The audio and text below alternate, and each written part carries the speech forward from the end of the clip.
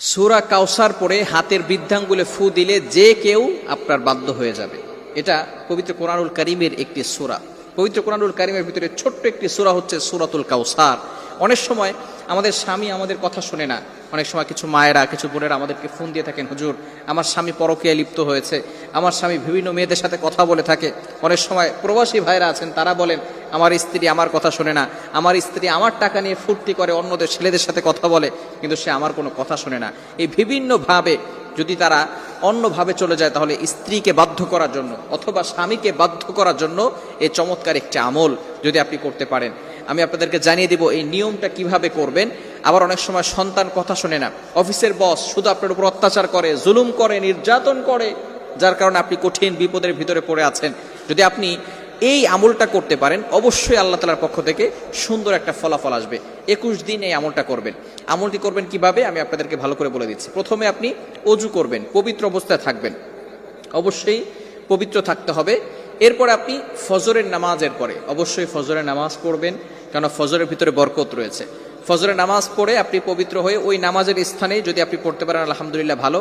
আর যদি সেখান থেকে উঠে অন্য কোনো কাজ করেন, তারপরে অজু অবস্থায় যদি সেখানে বসেন কোনো সমস্যা নাই, পড়তে পারবেন।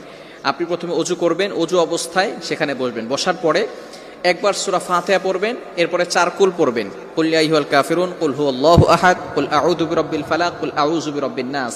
এটা পড়ে আপনার বুকে ফু দিবেন এবং পুরো শরীরকে মাসাজ করে দিবেন, আপনার শরীর বন্ধ হয়ে যাবে।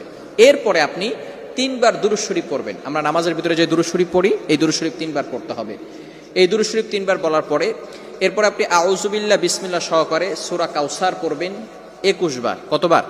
সূরা কাউসার 21 বার পড়তে হবে আউযু বিল্লাহ বিসমিল্লাহ সহকারে। 21 বার পড়ার পরে আপনার এই বৃদ্ধাঙ্গুলটা এই যেখানে আমরা করগুনি 1 2 3 একের জায়গায় রেখে এরপর আপনি এটাকে মুষ্টিবদ্ধ করবেন।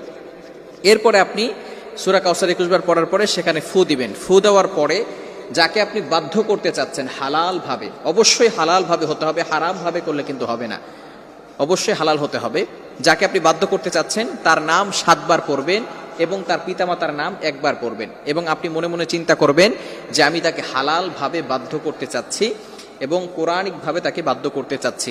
এরপরে এভাবে অনেক সময় ধরে রেখে, কিছু সময় ধরে রেখে আপনি আবারও 3 বার দুরূদ শরীফ পড়বেন, তারপরে হাতটাকে ছেড়ে দিবেন, এরপরে আপনি আল্লাহ তাআলার কাছে দোয়া করবেন।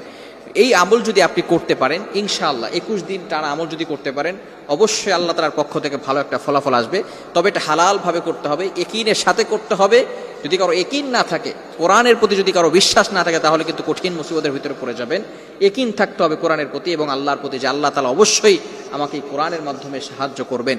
এবং হালাল পন্থা থাকতে হবে, হারাম কোনো কাজ করা যাবে না। বিশেষ করে ইয়াং পিপল যারা আছে, এটা শোনার পরে তারা একেবারে খুশিতে আত্মহারা হয়ে যাবে যে আমি আমার গার্লফ্রেন্ডকে এবার বিয়ে করার জন্য অথবা গার্লফ্রেন্ডকে পটানোর জন্য আমি পুরা ভালো একটা আমল পেয়ে গেছি। খবরদার, এটা করা যাবে না।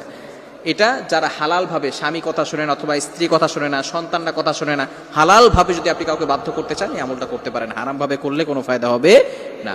আল্লাহ পাক রব্বুল আলামিন আমাদের সকলকে বুঝার তৌফিক দান করেন।